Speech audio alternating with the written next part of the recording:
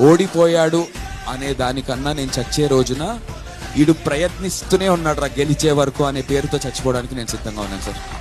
అది 2006 సంవత్సరం అనుకుంటా. యాజ్ యూజువల్ రోడ్ మీద అలా నడుచుకుంటూ వెళ్తుంటే మా కాకినాడ మయూరి థియేటర్ పైన కనబడింది పోస్టర్. సో ఈ ఫోటో అనే సినిమాని శివనాగేశ్వరరావు గారు డైరెక్ట్ చేశారు. అంజలి, హీరోయిన్ అంజలి కూడా ఇదే మూవీతో తెలుగు ఫిల్మ్ ఇండస్ట్రీకి ఇంట్రడ్యూస్ అయ్యారు.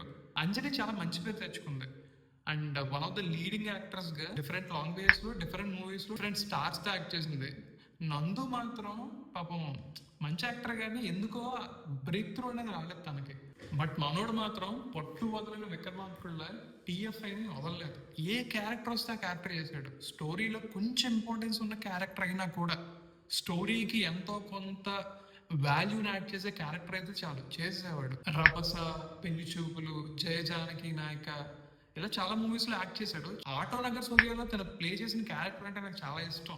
ఆటో నగర్ సూర్య సినిమా చూసిన తర్వాత నేను అనుకున్నాను, ఈ సినిమా తర్వాత మనోడికి మంచి ఆఫర్స్ వస్తాయి, చాలా మంచి యాక్టర్ అవుతాడు, పెద్ద యాక్టర్ అవుతాడు అని.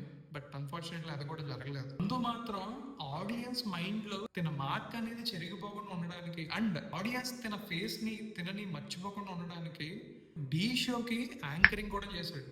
యాక్చువల్లీ చాలా గట్స్ కావాలి. ఒక హీరోగా ఉండి, ఒక మంచి క్యారెక్టర్ ఆర్టిస్ట్ గా ఉండి, ఒక డాన్స్ షోకి హోస్ట్ గా మారడానికి చాలా గట్స్ కావాలి. ఇది సర్వైవల్ కోసం మాత్రమే అని నేను అనుకోను.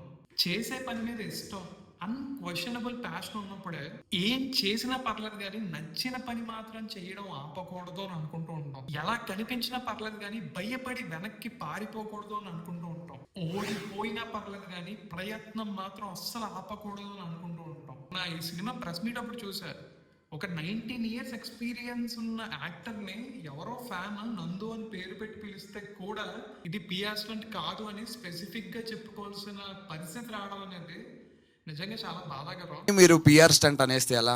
ఒక ఎమోషన్ 19 ఏళ్ళగా కష్టపడి వచ్చి ఇక్కడ ఒక సినిమా రిలీజ్ చేసుకుని రానా అన్నకు నచ్చే వరకు తీసుకొస్తే గూగుల్ పే అంటే ఎలా అయిపోద్ది గీతా గారు? ఒకసారి నందు హీరోగా యాక్ట్ చేసిన 2 మూవీస్ రిలీజ్ అవబోతున్నాయి. అందులో ఒకటి అగ్లీ స్టోరీ, దానికి ప్రణవ్ స్వరూప్ గారు డైరెక్టర్, ఆయన మా కాకినాడ నుంచే. రెండోది వచ్చేసి ఈ సైక్ సిద్ధార్థ్ డ్రైవర్ చూసాను, చాలా యూనిక్ గా ఉంది, చాలా కొత్తగా ఉంది. ఐ హోప్ దట్ ఈ సినిమా నిజంగా మనకు కావాల్సిన సక్సెస్ ఏదైతే ఉందో అది ఇస్తుందని బలంగా నమ్ముతున్నాను. సో ఆల్ ది బెస్ట్ నందు.